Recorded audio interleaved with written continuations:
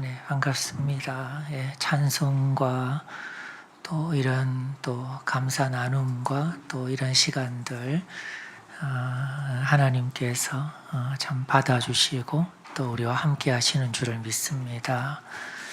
네, 이제 집회나 이런 설교와는 조금 다른 이런 이제 북 리뷰를 저희들이 이제 한번 시도를 좀 해보고 있는데요. 예, 그래서 오늘 생각보다 많은 분들이 오셨는데 혹시 이런 막 뜨겁고 열정적인 이제 그런 집회를 기대했다면 좀 다르다 이렇게 하실 수도 있을 것 같아요. 그래도 저희가 이제 그 주 교재가 있거든요. 예, 그래서 이제 읽으신 분들은 훨씬 제가 이제 가이드를 이렇게 하니까 아마 잘 이렇게 길을 찾아서 이제 하실 수가 있을 테고, 그리고 혹시라도 저희 좀 이렇게 못 읽은 분들도 이런 흐름들을 쫓아가시면은 이제 맥락을 이제 쫓아가실 수가 있고, 또 추후에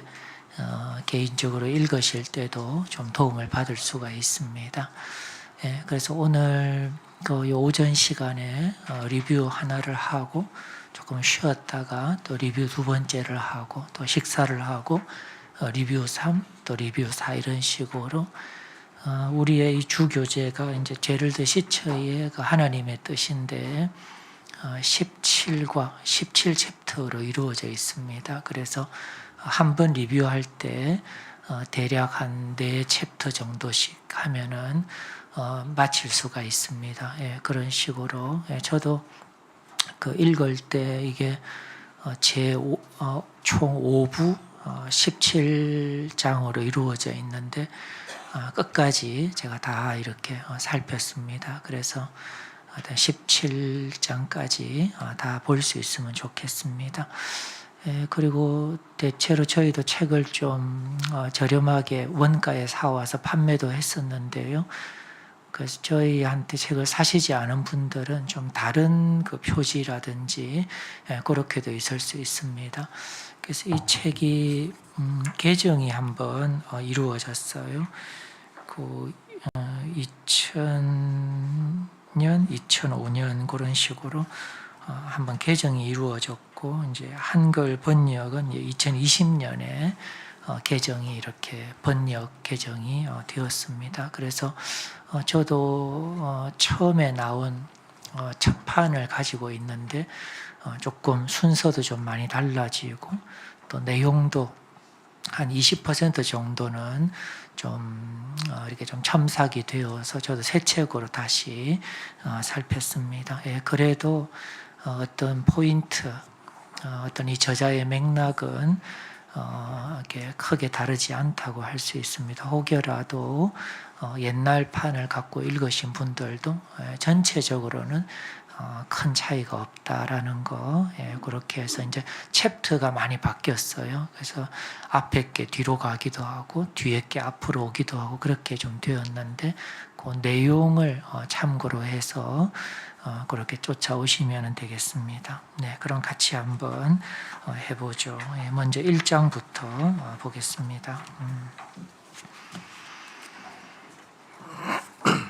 예, 책을 가지고 오셨으면 책도 이렇게 1장 이렇게 펴시고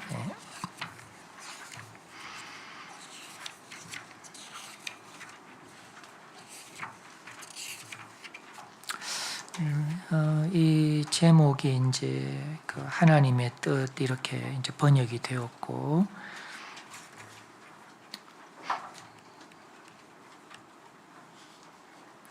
영어 제목은 이제 The Will of God as a Way of Life라고 해서 삶의 어떤 방법으로서 삶의 방식으로서 하나님의 뜻 그렇게 우리의 삶의 어떤 방편에서 하나님의 뜻을 이루어 드리는 그런 어떤 영어 그 제목이 있습니다.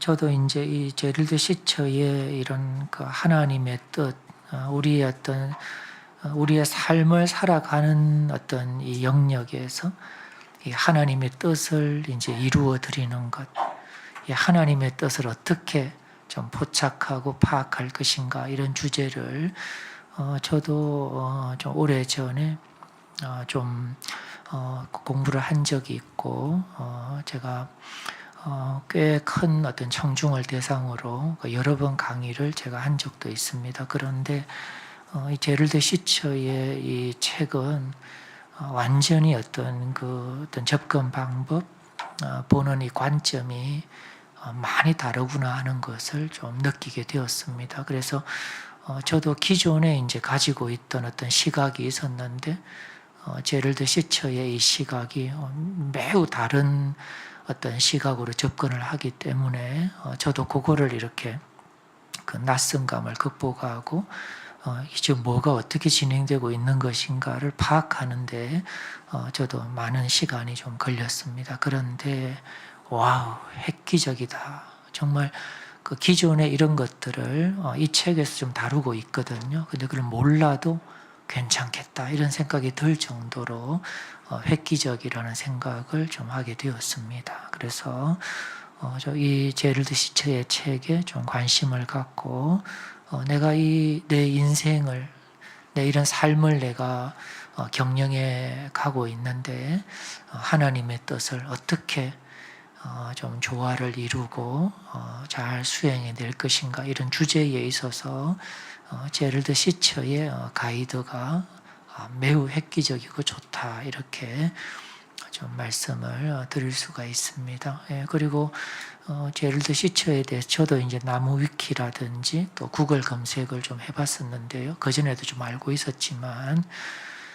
제럴드 시처가 이런 주제의 책을 쓸만하다, 제가 그런 좀 판단을 했습니다. 첫째는 제럴드 시처는 어떤 기독교 어떤 신학에 있어서 어떤 학문적인 준비가 되어 있는 사람입니다. 어떤 신학적인 사고 훈련에 준비가 좀 되어 있는 사람이고, 두 번째는 경건한 사람입니다. 하나님을 경외하는 사람입니다. 사실 이게 이제 어떤 이런 신학적 사고와 훈련, 신학적 사고를 하는 훈련을 이렇게 많이 한 분들 중에서 하나님을 경외하는가에 대해서 사실은 좀 확실치 않은 분들도 의외로 좀 있습니다. 그래서 그런 분들의 어떤 이 성경을 보는 어떤 그 눈을 우리가 수용하기가 좀 부담이 되고 좀 불편한 게 사실인데, 제럴드 시처는 신학적인 어떤 사고, 어떤 훈련의 이제 그런 준비가 되었을 뿐만 아니라 하나님을 믿고 경외하는 그런 어떤 신앙인의 어떤 입장을 갖고 있기 때문에 좀 안전하고 좀 건전하다, 이런 생각이고, 세 번째로는 그의 삶에 일어난 경험입니다. 사실 엄청난 이야기를 하고 엄청난 주제의 책을 쓰는 사람들 중에 이론적인 수준에 있는 사람들도 있거든요. 또는 많이 애를 써서 간접 경험을 가진 사람들도 있는데, 제럴드 시처는 자기 인생을 정말 관통하는, 정말 맨 몸으로, 맨 눈으로, 맨 얼굴로 하나님 앞에 서게 되는 그런 어떤 인생이 이렇게 정말 이렇게 좀 전복되어지는 그런 어떤 경험을 이제 가지고 있다는 점에서 이런 주제를 다룰 수 있다, 제가 좀 판단이 들었습니다. 세 가지 점이었죠. 이런 신학적 사고의 훈련, 그 다음에 어떤 하나님을 경외하는 어떤 신앙, 그리고 개인의 어떤 경험 속에서 이 진지한 질문을 이렇게 회피하지 않은 이제 그런 어떤 이 모습이 이런 주제의 책을 쓸만한 그런 좀 적절한 조건이 되었다, 이제 그런 생각에서 이런 주제를 다루는 사실 엄청난 책들이 많이 있지만 어떤 책보다도 더 소중하게 생각이 좀 되어지는 것 같습니다. 그런 제럴드 시처의 책을 같이 살펴보도록 하겠습니다.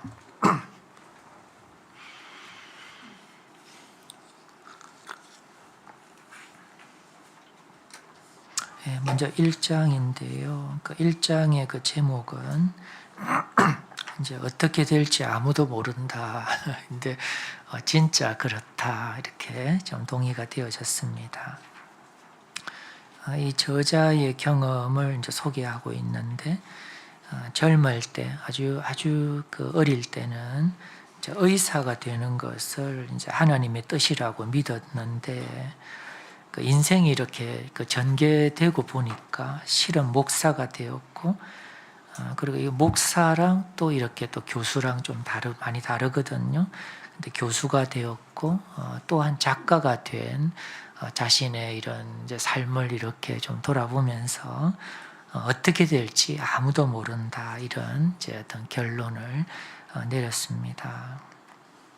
그러면서 젊은 날에 이제 하나님의 뜻이라고 생각한 이제 그 어떤 경로대로 풀리지 않은 자기의 이런 경험을 보면서 그렇다고 해서 자기의 삶을 그 진지하게 이렇게 살펴볼 때 하나님의 뜻이 아니라고 하기가 좀 어려울 정도로 너무나 이렇게 선명한 풍성한 어떤 하나님과의 이런 어떤 교류와 경험이 있는 것을 보면서 내가 처음에 뜻한 지점에 와 있지 않은데 하나님의 뜻이 아니라고 할 수 없는 하나님의 어떤 그 뜻을 잘 발견하고 쫓아온 자신의 이런 어떤 경험을 통해서 내가 하나님의 이 뜻에 대해서 좀 오해해 왔구나라는 결론을 내리게 되었습니다. 그러면서 그도 아마 가졌을 수도 있는 이제 26페이지인데요. 그 하나님의 뜻에 관한 이제 전통적인 접근을 한번 좀 이렇게 반성적으로 좀 살펴보게 되는 것입니다.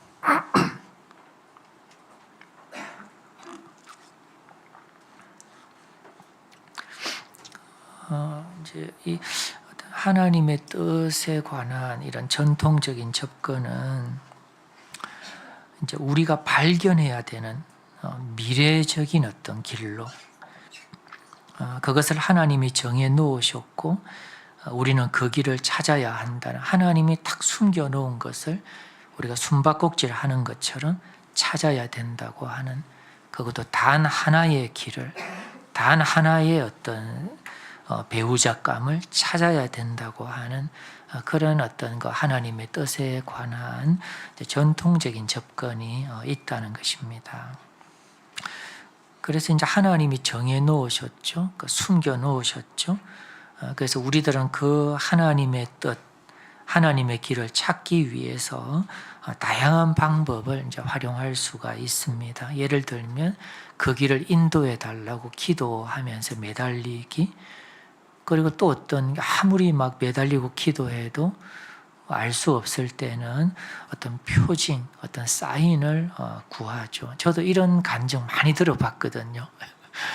막 표적을 구했는데 막 버스가 지나가는데 그 광고판에 뭔가가 연관되는 게 있었다. 막 그런 것도 있었고, 그리고 또 이제 깨달음을 이제 준다고 생각하면서 성경을 막 읽는 것. 그리고 또 어떤 분들은 좀 음성이 들리면 좋겠다 이런 식으로 다양한 방법으로 그 하나님의 딱 정해 주신 그 뜻을 이제 찾으려고 이제 한다는 것이죠. 이 전통적인 어떤 접근법이. 그런데 이제 만약에 그것을 난 발견했어, 나는 찾았어 이렇게 하는 사람들도 아주 예민한 사람들, 또 극적인 어떤 사람들은 하지만 사실 상당수는 나는 아직 잘 모르겠는데 이렇게 한다는 거죠. 근데 만일 그것을 찾지 못했다면 하나님의 뜻이라는 확신을 가지지 못하게 되는 거죠. 지금 내가 이 시도하려고 하는 이 어떤 길을. 그러면은 어떻게 되냐? 난 아직 찾지 못했어. 근데 내가 지금 결정할 수밖에 없는 타이밍에 왔는데 하나님의 뜻이라는 확신이 없어. 그럼 어떻게 되냐면 하나님의 뜻을 자기가 놓칠지도 모른다는 그런 어떤 염려와 불안을 이제 갖게 된다는 것입니다. 이런 식으로 이제 하나님의 뜻에 관한 전통적인 접근에는 이제 문제가 있다라는 것을 이제 28페이지에서 좀 다루고 있습니다.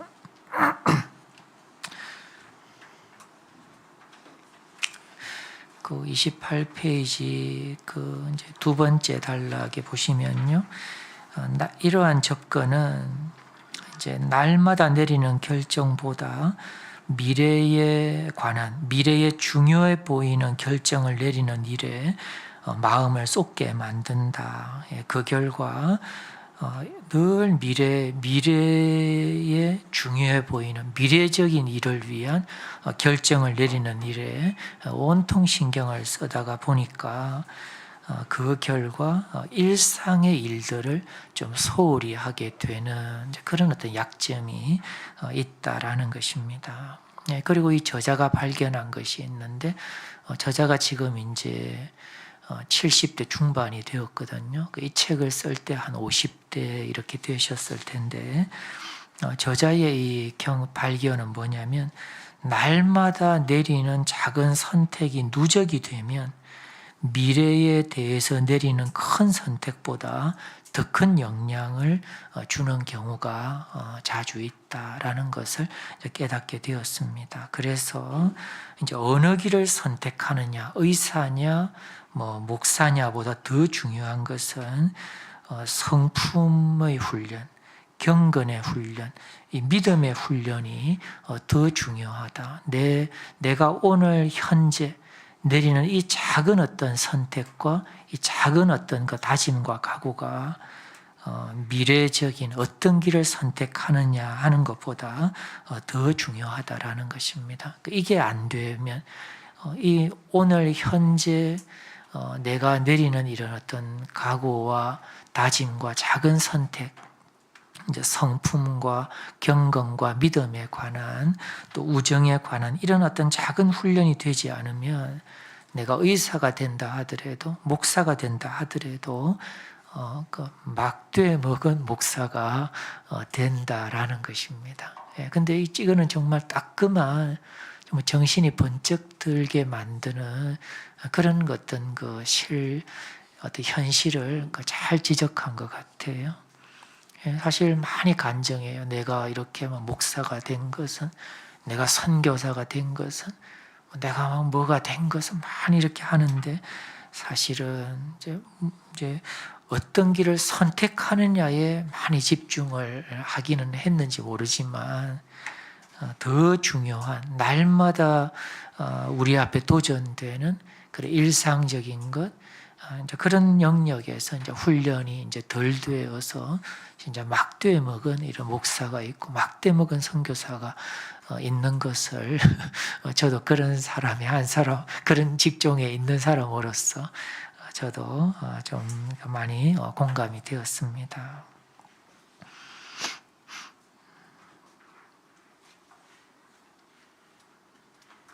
그래서 우리가 이제 이렇게 어떤 목사에게 상담을 받거나 또 의사 선생님께 또 진료를 받거나 하다 보면 어떤 길을 선택은 하였지만 이런 아주 중요한 아주 기본적인 진짜 우리를 이루는 이런 어떤 날마다 이렇게 도전되는 영역에 훈련이 안 된 사람들을 만날 때 정말 뜻밖의 그런 어떤 이제 충격을 좀 받을 수도 좀 있습니다. 아무튼 29페이지에 보시면요, 마지막 부분인데, 날마다 내리는 작은 선택에 충실하지 않는 한 어느 길을 택하든 우리가 진정으로 이루기 원하는 풍성한 열매를 맺을 수 없다. 이렇게 이 저자가 강조하고 있습니다.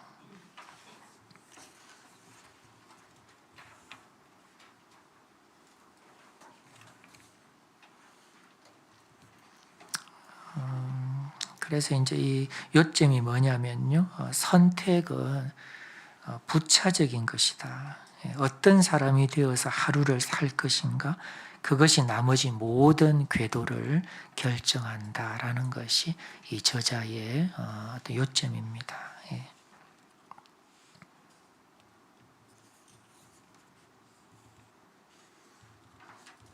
30페이지 그 밑부분에 보시면 저자의 요점이 나와 있습니다. 그래서 이제 결론이 이 1장의 결론이 뭐냐면요. 이 전통적인 접근은 성경의 지지를 받지 못한다라고 이 저자는 보고 있습니다. 그리고 또 한 가지 결론이 있는데요. 하나님께서는 우리가 알 필요가 있는 그분의 뜻을 분명하게 하셨다고 보는 입장입니다. 그러므로 하나님이 우리들에게 분명히 알린 그 어떤 내용들, 이미 알려져 있는 하나님의 뜻에 충실해야 된다라는 것이 이 저자의 1장의 결론입니다.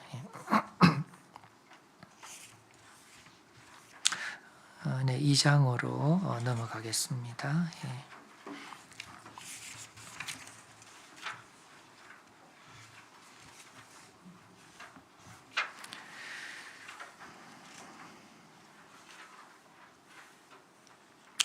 37페이지를 보시면요.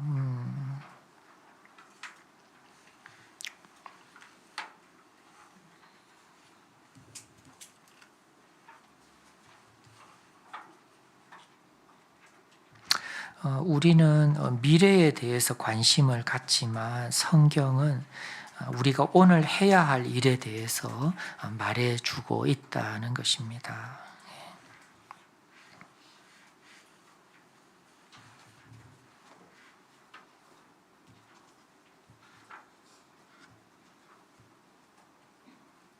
그래서 그 37페이지 그 밑에 부분을 보시면 그런 우리는 미래에 자꾸 관심을 갖지만 성경은 오늘 우리가 해야 할 일에 대해서 말해주고 있다라는 것입니다.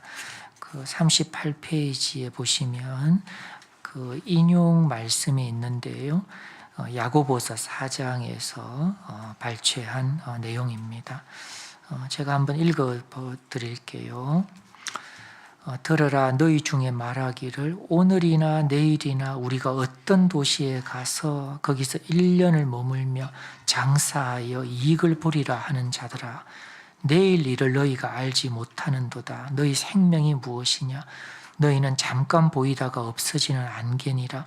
너희가 도리어 말하기를 주의 뜻이면 우리가 살기도 하고 이것이나 저것을 하리라 할 것이거늘 이제도 너희가 헛하는 자랑을 하니 그러한 자랑은 다 악한 것이라. 그러므로 사람이 선을 행할 줄 알고도 행하지 아니하면 죄니라.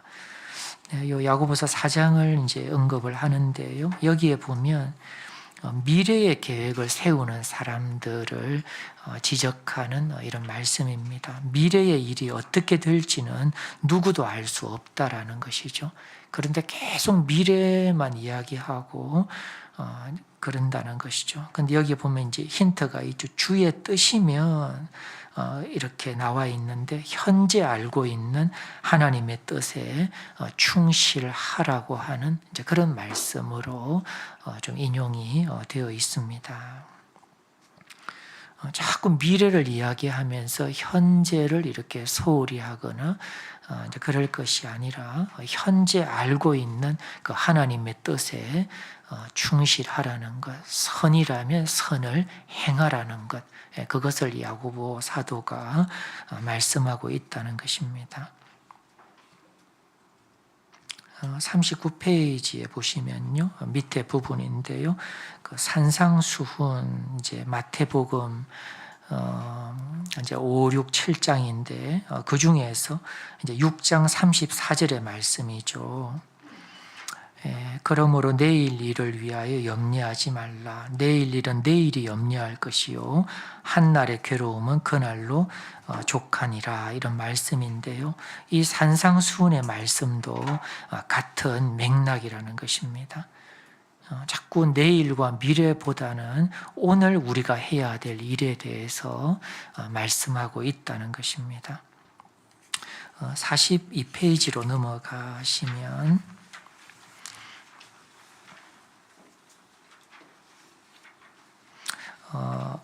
윗부분인데요.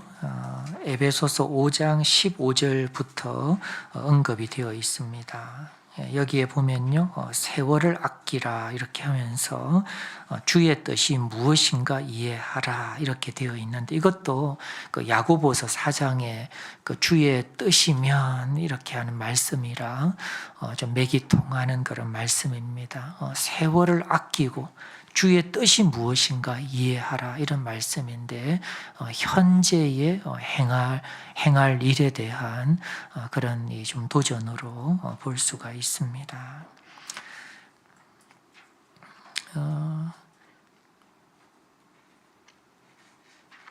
43페이지 맨 위에 부분을 보시면 두 번째 줄이네요.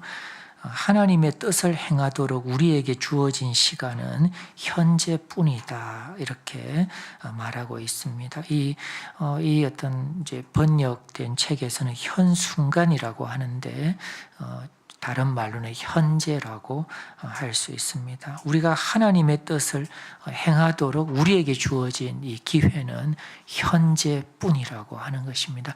과거는 사실 돌이킬 수가 없는 것입니다. 미래도 어떻게 될지 아무도 알 수 없고 우리의 어떤 영역 밖에 있는 그런 어떤 이 시간이라고 할 수 있습니다. 현재만이 우리에게 주어져 있다. 그래서 이 현재가 중요하다라는 것인데요. 이제 51페이지를 조금 이제 건너가서 보시면 현재가 중요한데 자꾸 미루는 습관을 미루는 어떤 그런 어떤 이 성향에 대해서 이야기를 하고 있습니다.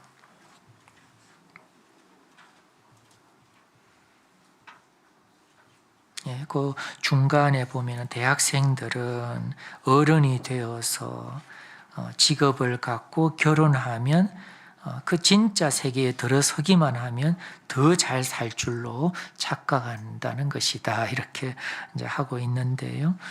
나중에 어른이 되어서 내가 직업을 갖게 되면 그때 하나님의 뜻을 이루겠다고 이제 생각한다라는 것이죠. 그런데 하나님의 뜻 행하기를 뒤로 미루는 습관으로 굳어질 위험성이 있다라는 것입니다. 그러니까 나중에 미루지 말고 오늘 당장 그것을 그 도전을 이렇게 수행하기를 이렇게 애써라, 이제 그런 저자의 그런 이제 제안입니다. 다시 41쪽으로 다시 좀 올 텐데요.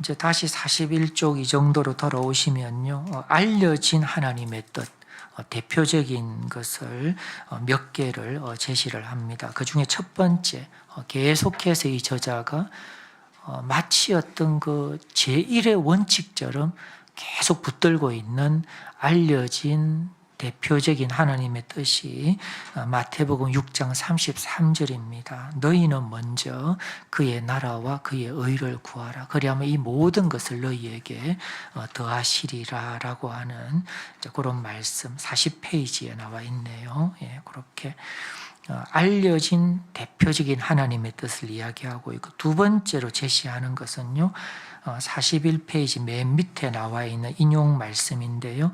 로마서 12장 1절과 2절입니다. 그러므로 형제들아 내가 하나님의 모든 자비하심으로 너희를 권하노니 너희 몸을 하나님이 기뻐하시는 거룩한 산 제물로 드리라. 이는 너희가 드릴 영적 예배니라. 너희는 이 세대를 본받지 말고 오직 마음을 새롭게 함으로 변화를 받아 하나님의 선하시고 기뻐하시고 온전하신 뜻이 무엇인지 분별하도록 하라. 이렇게 알려진 대표적인 하나님의 그 뜻 의중을 마태복음 6장 33절에서 로마서 12장 1, 2절에서 제시를 하고 있습니다. 그 다음에 44페이지로 가시면요, 이제 예수님과 바울의 사례가 나오는데 이분들이 하나님의 뜻을 알려는 문제로 고심하거나 실험하지 않았다라는 것입니다. 예수님도 바울도 하나님의 뜻을, 알려진 하나님의 뜻을, 그래서 그들이 알고 있는 하나님의 뜻을 행하는 것에 열정을 다했다라는 것을 소개하고 있습니다. 그래서 예수님도 우리의 모델이 되고, 물론 이제 메시아로서의 우리가 도저히 범접할 수 없는 그런 어떤 신분이시기도 하고, 근데 이 바울의 어떤 이 모델을 보면 하나님의 뜻에 관한 우리들에게 모델이 될 수가 있습니다. 하나님의 뜻을 찾으려고 실험하지 않았고, 오히려 하나님의 뜻을 행하는 일에 열정을 냈다. 이렇게 좀 참고할 필요가 있습니다. 그래서 이제 45페이지부터는요, 지금 놀라운 결론이라고 저자가 소제목을 붙였습니다. 그러니까 4가지 정도로 좀 요약이 가능한데, 첫 번째는요, 하나님의 뜻은 미래보다 현재와 관련된 것이다 라는 것. 두 번째로, 그분의 뜻은 우리의 행동만이 아니라 우리의 동기를 살핀다라는 점. 그리고 세 번째는 미래에 대한 중대한 결정보다 날마다 내리는 작은 결정이 더 중요하다라는 것. 그리고 마지막으로 4번째는 하나님의 뜻을 행하도록 우리에게 주어진 유일한 기회는 현재라는 점. 그렇게 놀라운 결론을 이렇게 하고 있습니다. 그리고 또 하나, 그 45페이지 그 아랫부분에 보시면요, 하나의 평가 기준을 제시하는데요, 밑에서 7째 줄에 보시면 하나님의 뜻대로 우리가 살고 있는지의 여부는 현재 우리가 주어진 상황에서 날마다 우리가 내리는 선택에 의해서 이렇게 평가할 수 있다라는 것입니다. 구체적으로는 가정과 직장에서의 마음가짐, 그리고 시간과 재능의 사용, 허드렛 일도 마다하지 않는 자세, 그리고 봉사, 또 희생적 삶에 대한 헌신, 이제 이런 것들이 우리가 날마다 우리가 이렇게 행하는지를 잘 보면 우리가 하나님의 뜻대로 살고 있는지를 좀 평가할 수 있다, 그렇게 하고 있습니다. 두 번째로는요, 46페이지인데요, 놀라운 자유에 대해서 이야기를 하고 있습니다.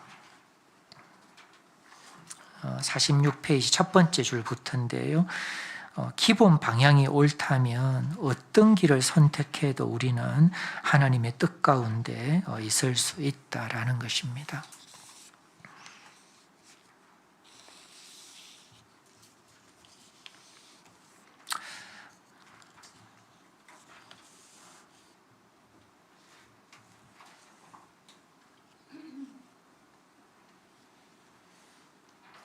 다시 말씀드리면, 우리가 하나님의 나라와 의를 먼저 구하면 미래의 어떤 길을 선택해도 우리의 삶을 향한 하나님의 뜻이 된다는 것입니다.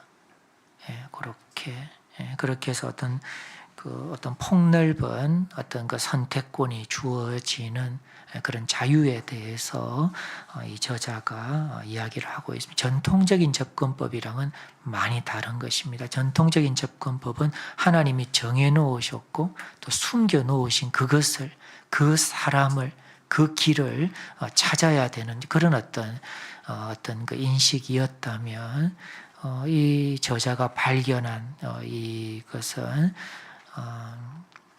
하나님의 뜻, 알려진 그 뜻을 우리가 추구하기만 하면 그 경로는 다양하고 폭넓다라는 것인데, 획기적인 거라는 생각이 좀 듭니다. 그렇다고 해서 기본 방향이 옳다면 어떤 길을 선택해도, 여기에서 어떤 길을 선택해도 이렇게 좀 어떤 힌트를 얻으려는 생각이 좀 있을 수도 있습니다. 그런데 이것은 어떤 그 자체로 어떤 그 범주가 좀 이렇게 지워지는 그런 개념이라고 할 수 있습니다. 하나님의 나라와 의를 추구하는 그 사람이 어떤 것을 선택해도라고 했을 때 진짜 우리가 생각하는 A to Z까지 다 여기에 포함될 수는 없다라는 것입니다. 하나님의 나라와 의를 추구하는 사람이라면 어떤 범주가 이미 딱 이렇게 이렇게 이렇게 선별되어지게 된다라는 것입니다. 그 가운데 폭넓은 선택을 한다. 그렇게 되면 우리가 어떤 것을 선택하고 결정한다 하더라도 우리는 하나님의 뜻을 행할 수 있다. 그렇게 저자가 이야기를 하고 있습니다. 46페이지로 보시면 조금 더 구체적인데요. 결혼에 대해서도 좀 이야기를 하는데요. 결혼 대상자도 정해지지 않았다라는 것입니다. 딱 그 한 사람을 내가 찾아야 되는 것이 아니라는 것입니다. 직업도 마찬가지입니다. 직업도 정해두시지 않았다라고 말을 할 수 있다는 것입니다. 그 다음에 49페이지를 보시면요. 이제 두 번째 단락인데요. 여기에 보면 종교적인 활동이 기타 다른 활동들보다 본질적으로 더 가치가 있지 않다 이렇게 저자가 이야기하는 것을 볼 수 있습니다. 이 저자의 요점은 매사에 작은 일을 하더라도 어떤 일을 하더라도 그분의 나라를 구하라는 그런 어떤 의도로 이런 이야기를 좀 한다고 저는 이해를 했습니다. 그런데 저의 생각은 약간 좀 조심스럽다고 좀 느꼈습니다. 왜냐하면 종교적인 활동은 본질적인 가치를 가지고 있다고 저는 좀 보고 있습니다. 약간 저는 입장이 다릅니다. 그래서 이제 저자의 요점은 매사에 하나님의 나라를 어떤 구하라는 것이기 때문에 종교적인 활동이 그렇지 않은 활동들보다 더 가치 있지 않다 이렇게 좀 나가는 것인데 제가 볼 때는 종교적인 활동은 본질적인 가치를 가지는 것으로 저는 좀 보고 있다는 점. 이것을 놓치면 매사에 그의 나라를 구한다라는 것이 말처럼 그렇게 쉽지는 않다는 것입니다.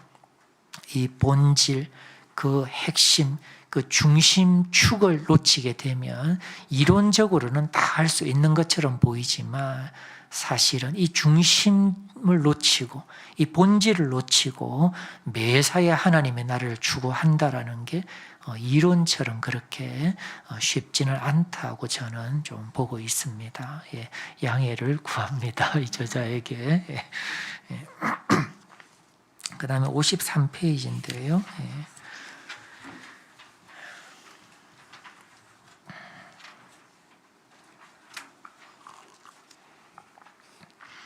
지금까지 했던 어떤 이제 저자의 입장의 이제 좀 요약을 하는 건데요. 그 중간이죠. 알고 보면 우리가 내리는 가장 힘든 선택은 의사냐 목사냐가 아니라 두 생활 양식 중에 하나를 택하는 것이다. 즉 하나님을 위한 것이냐, 하나님의 나라를 추구할 거냐, 하나님을 거스르는 것이냐, 그 두 가지에 그러니까 어떤 직업의 영역을 선택한다라기보다는 이런 삶의 방식의 선택이 더 어렵다라는 것입니다.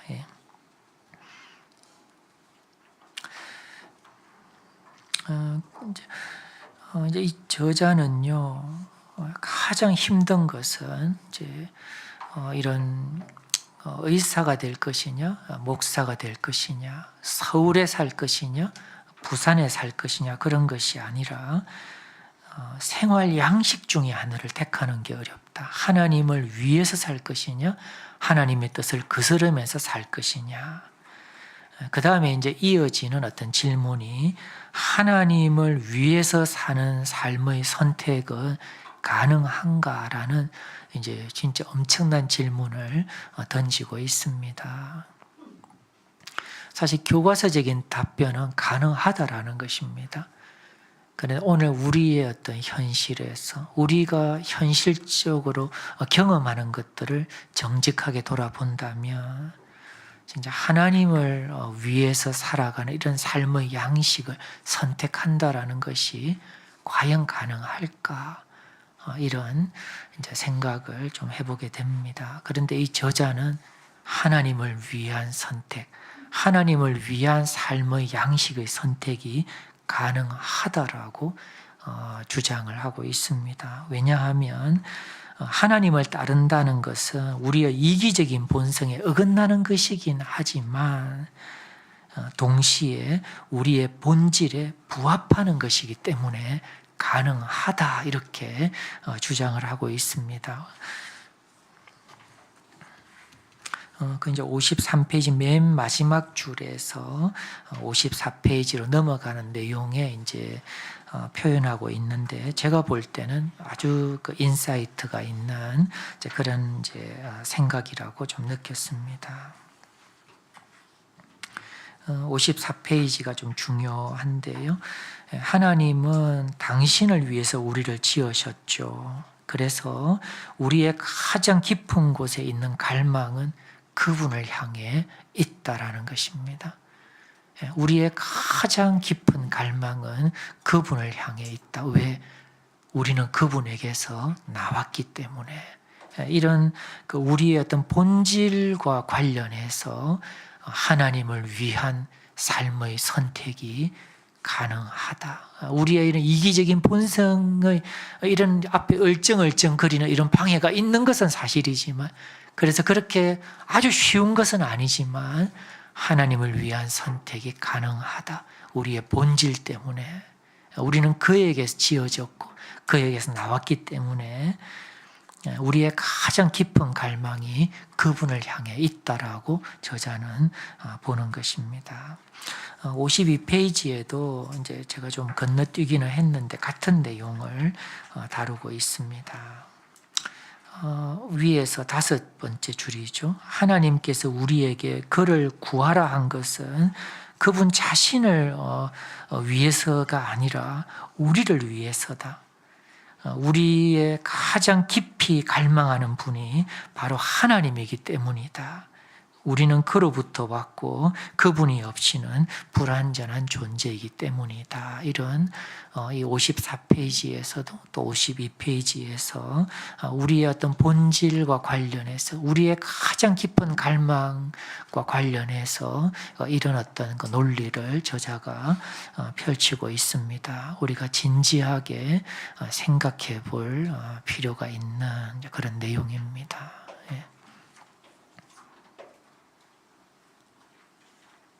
그래서 우리가 막 이것도 먹어보고 막 이런 체험도 해보고 막 이렇게 놀아보기도 하고 막 체험도 해보고 방황도 해보고 다 하잖아요. 근데 하면은 막 쾌감이 있잖아요. 짜릿하기도 하고 일단 마음에 만족이 되기도 하고. 그런데 하나님이 아닌 다른 어떤 것들을 우리가 해도 일시적인 쾌락이나 이 만족은 있을 수 있죠. 그런데 다 누려보고 다 가져보고 다 휘둘러보고 다 맛본 사람들이 외롭고 공허하다, 이렇게 허무하다 이런 이야기들을 듣는데 그게 빈말이 아닐 것이다 이렇게 좀 말할 수가 있습니다. 이 깊은 갈망이 채워지지 않는 것입니다. 그런데 어느 날 이렇게 예배에 오고 어떤 모임에 가고 또 성경을 이렇게 듣는데 채워지고 기쁨이 있고 힘이 생기고 의욕이 막 생기고 마음에서 감격이 있고 그런 경험들을 우리가 할 수가 있습니다. 그것이 바로 이 본질, 이 본질로 인한 깊은 갈망과 그 갈망의 충족과 연관이 되어 있는 그런 정말 어떤 이색적인 이상하리만치 신비한 그런 경험을 이제 하는 이유가 이런 본질 때문에 그렇다고 할 수 있습니다.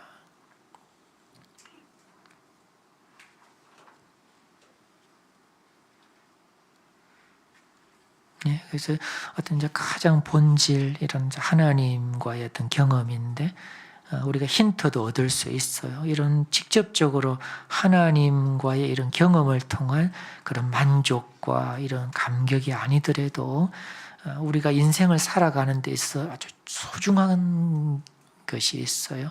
이제 가족이라든지 또 배우자라든지 자녀라든지 또 어떤 사명이라든지 이런 것들을 할 때 정말 내가 막 진짜 어디 막 휘황찬란한 곳에 안 가도 돼.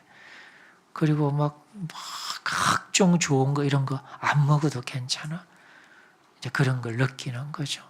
막 이렇게 맛있는 이런 게 있어도 내가 안 먹어도 자녀들이 먹는 것을 볼 때 너무 기뻐. 이제 그런 뭔가 어떤 더 깊은 갈망을 이렇게 갈 수 있도록 하나님께서 그 힌트를 우리의 어떤 진실한 어떤 삶 가운데 좀 두시지 않았나 이런 생각도 해보게 됩니다. 그래서 요점이 뭐냐면요, 하나님을 위한 선택이 가능하다라는 것입니다. 예, 그렇게.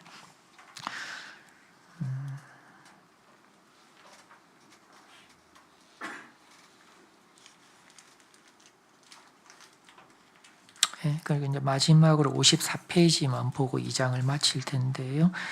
하나님은 우리 인생에 대한 계획을 갖고 계신다. 두 번째 단락이죠. 54페이지에 우리는 이미 알고 있는 하나님의 뜻을 행함으로써 그 계획을 이제 알게 된다, 알아가게 된다 이렇게 표현하는 게 좋겠네요. 그렇게 인생이란 것은 점차 그 모습을 드러낸다. 우리는 꼭 알고 행해야 되는 일을 적절한 때가 되면 다 알게 된다라는 것이, 그러니까 너무 지금 어떤 내 단계에서 너무 미래적인 것들을 알고 결정하려고 하기보다 오늘에 충실하고 하나님의 뜻을 하루하루 행하다 보면 점차 그 윤곽들이 보이고 또 결정해야 되는 그 때가 되면 알게 된다라는 것이 이 저자의 입장입니다. 3장으로 넘어가겠습니다. 3장은요 71페이지까지 이루어져 있는데 제가 요약을 간단하게 좀 했습니다. 이 3장은 현대 사회의 어떤 문화, 현대 문화, 현대 사회의 어떤 이런 모습들을 가지고 문제를 제기하는 이제 그런 어떤 챕터가 3장인 것 같습니다. 예를 들면 이런 것이죠. 현대인들은 이 자유를 아주 귀하게 생각을 한다는 것이죠.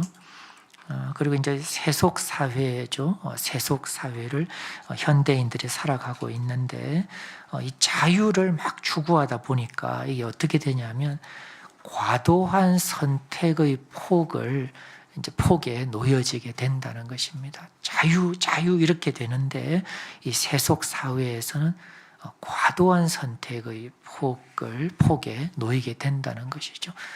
근데 저도 많이 공감이 되었어요. 저도 사실 카페 같은 데 가면요, 제가 선택하는 메뉴는 거의 2개거든요. 따라 여름에는 가끔씩 이거에. 근데 보면 막 프라프 이런 것부터 해가지고 요새는 막 아샤추 이런 것도 나와서 막 어떤 때는 메뉴판 보면 메뉴판이 막 중국집에 가면요 계속 넘기면 제가 선택한 맨 뒤에 딱 한 페이지에 딱 짜장, 짬뽕, 우동 이런 식으로 앞에 막 엄청 많이 이렇게 있어요. 근데 이런 정도가 아니라 실제로는 어떤 쇼핑 검색을 이렇게 하면은 정말 너무 이게 끝없는, 제가 어떤 책을 하나 검색하려고 해봐도요, 물건 15만 개 이런 식으로 나올 때 정말 현기증 이렇게 나면서 나는 이 결정장애자인데 10개도 힘든데 이거 어떡하지 하면서 그냥 이제 추천 순대로 이렇게 하게 되는데 이 과도한 선택의 폭이 있다는 것이죠. 현대 사회는 이게 이제 자유의 어떤 가치 때문에 그렇다는 거고, 또 하나는 이 자유와 독립이 가져다주는 고립이 있다는 것입니다. 현대 사회는 굉장히 아이러니한 것 같아요. 이런 자유와 독립이 좋은 것 같은데요. 근데 이게 이제 고립이 된다는 것이죠. 제가 이제 저희 그 자녀들 이렇게 보면서 좀 이렇게 느껴요. 그 엄청 자유를 독립적이고 막 자기가 결정해야 되고 간섭하면 막 간섭이 아니라 가짜만 나와도 막 벌써 막 딱 보호막을 치고 이렇게 하거든요. 그래서 이게 자유와 독립이 이게 잘못 가면 고립될 수 있다 이런 생각을 좀 해보게 됩니다. 그리고 또 한 가지가 이제 지나치게 바쁜 문화, 얼마나 바쁜지 몰라요, 정말. 너무너무 바빠요. 제가 버스나 전철 타고 갈 때도 요즘은 점점 거기서 이제 작업을 하는 분들을 자주 만나요. 막 작업을 어마어마하게 합니다.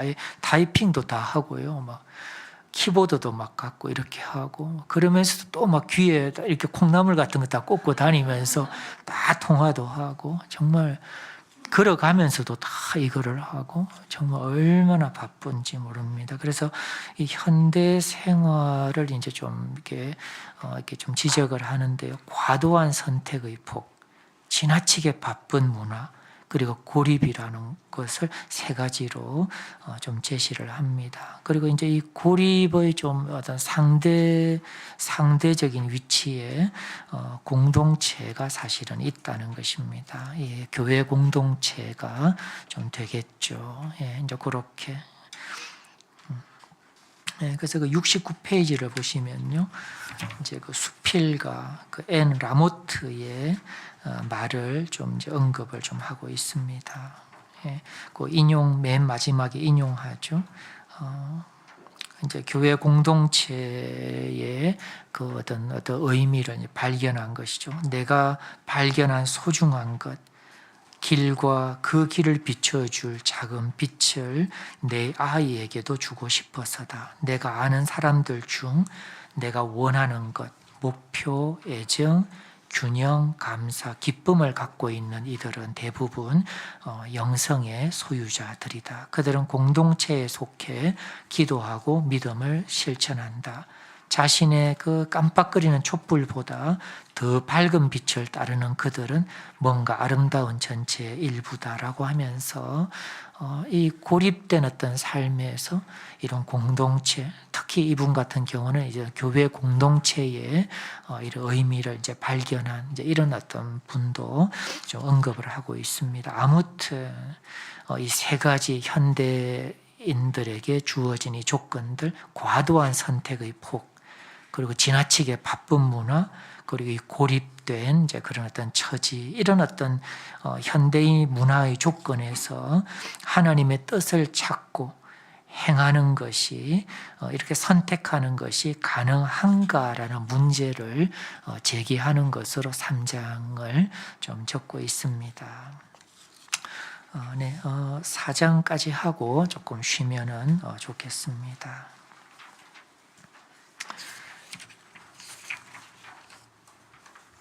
4장은 이제 순종의 자유 이렇게 나오는데요. 앞에서 나오는 이제 자유랑 조금 좀 비슷하지만 다르다라는 것을 좀 느낄 수가 있습니다.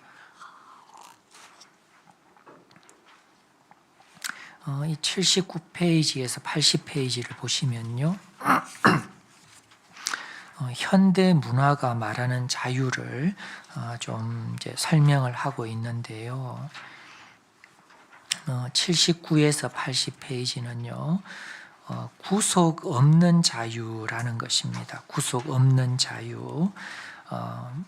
다시 말하면 원하는 것은 무엇이나 선택할 수 있는 그런 어떤 성격의 자유라는 것이죠.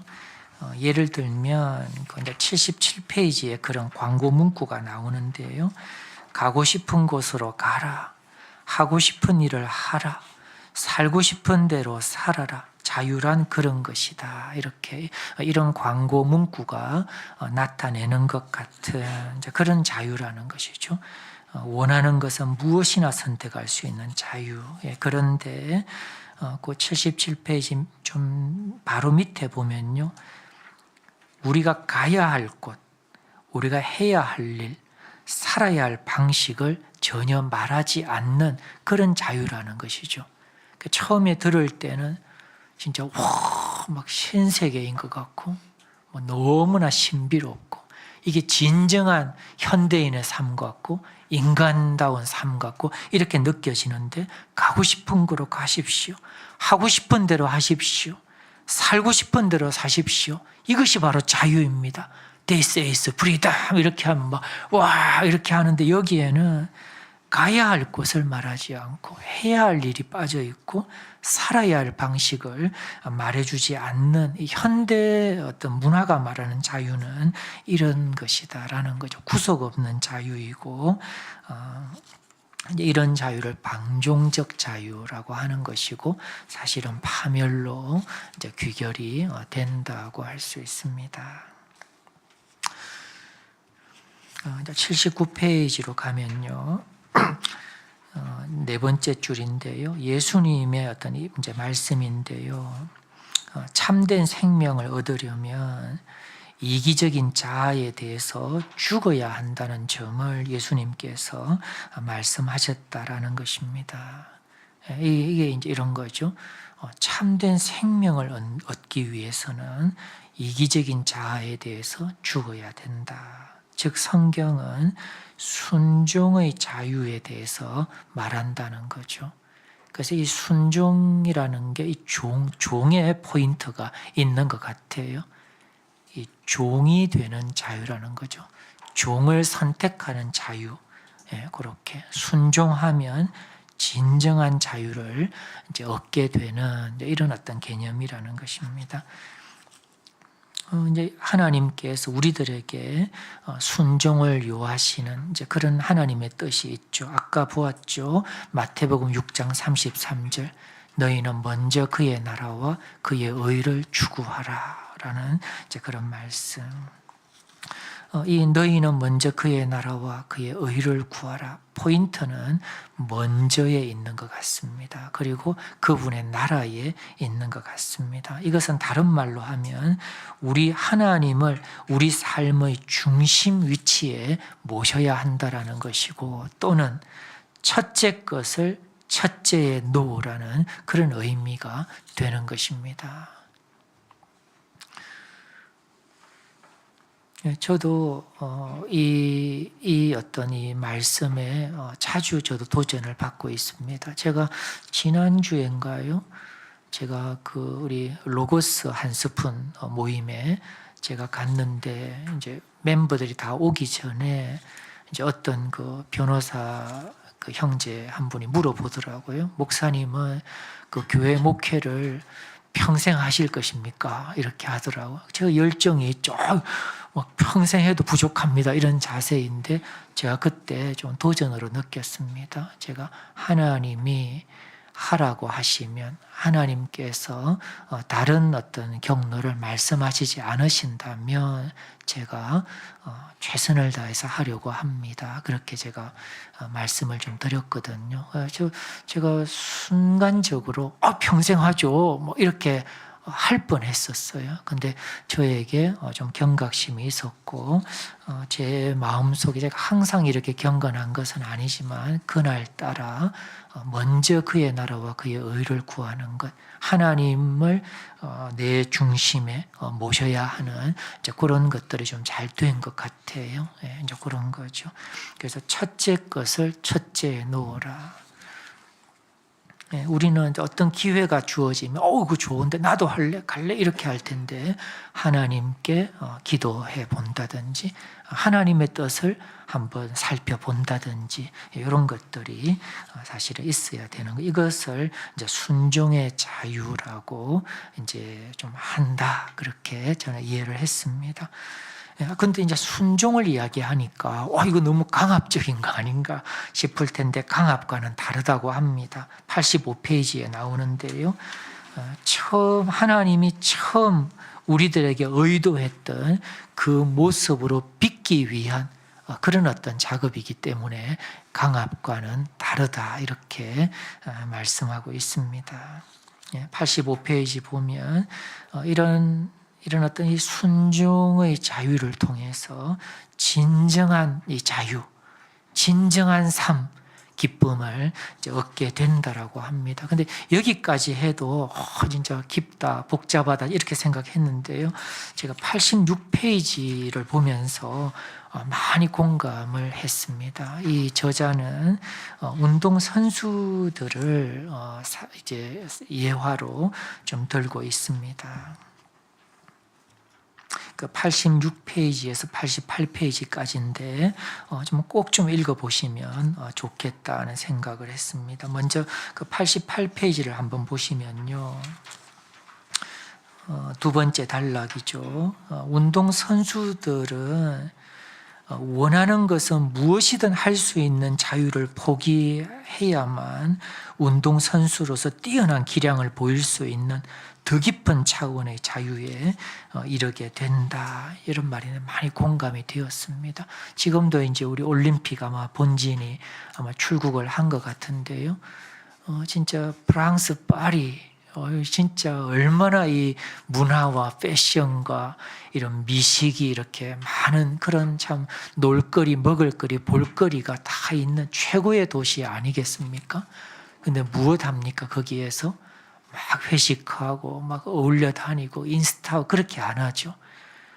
자유를 포기하는 것이죠. 무엇이든지 할 수 있는 돈도 있고 다 있는데 그 자유를 포기하면서 그 먹지 않으면서도 이렇게 순종의 자유를 통해서 정말 그 올림픽에 나가서 당당하게 겨루게 되고 인간의 그 신체의 아름다움을 또 드러내게 되고 경우에 따라서는 또 월계관도 쓸 수가 있고 이제 그렇게 되는 것이죠. 저는 많이 공감이 되었습니다. 원하는 것은 무엇이든 할 수 있는 이 자유를 포기하면서 경지에 이르는 더 깊은 자유를 운동선수들이 얻게 되는구나. 우리의 이런 영적인 어떤 자유도 하나님의 나라를 추구하는 이 모습도 매우 유사하구나. 그런 생각을 하게 되었습니다. 88페이지 거기에는 또 운동만 아니라 그 음악 그 연주를 연습하는 사례도 나오거든요. 정말 얼마나 이거를 막 건반을 치고 현을 켜고 그러는지 모르겠어요. 진짜 막 먹을 것, 놀 것, 하고 싶은 것들, 넷플릭스 이런 걸 다 절제를 하면서 하루에도 막 10시간씩 피나는 진짜 손에 막 피가 날 정도로 이렇게 순종을 이렇게 하면 탁월한 경지에 이르는 그런 자유를 음악가들이 이제 얻게 되는 것하고도 유사하다라고 했습니다. 그래서 예수님 말씀이 진리입니다. 참된 생명을 위해서는 이기적인 자아에 대해서 죽어야 된다. 이 종이 되는 자유, 순종의 자유를 택해야 된다라고 하는 것, 구체적으로는 먼저 그의 나라와 그의 의를 추구하는 것, 이렇게 좀 말씀을 하고 있습니다. 그 다음에 그 전쟁 사례도 있습니다. 90페이지 이후인데요. 이제 베트남 전쟁 상황인데 많은 미국 군인들이 전쟁에 참전하게 되었죠.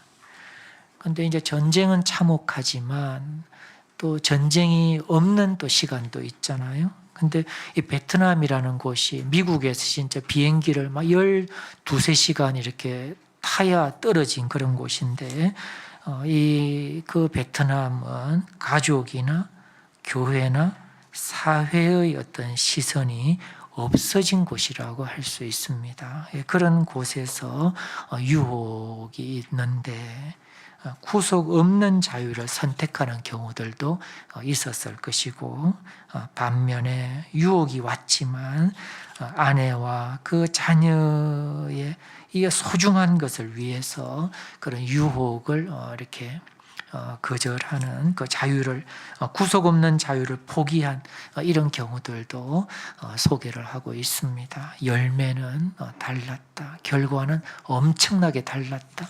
한 사람은 많은 이 어떤 후회와 그 어떤 대가를 맞이했을 것이고, 그러나 이 당장의 그 유혹을 이 구속 없는 자유를 거절하면서 그렇게 노력하고 어떤 일시적인 어떤 그 쾌락은 덜했지만 진정한 사랑과 진정한 행복을 맛보게 되었다. 그렇게 이야기할 수 있습니다. 그래서 이 사장은 이 하나님의 나라를 추구하는 그 순종을 하기를, 그러면 진정한 자유를 얻게 된다는 것을 이야기를 하고 있습니다. 아무튼 이런 그 현대 어떤 사회의 이런 어떤 방종적인 자유에 대해서 이런 진정한 자유, 순종의 자유를 할 수 있다라는 것이고, 또 그 어떤 가치에 대해서 저자가 좀 설명을 하고 있습니다. 네, 4장까지 했습니다. 네, 우리 잠깐 한 휴식을 하고 또 5, 6, 7 이렇게 또 달려가도록 하겠습니다. 수고하셨습니다. 네.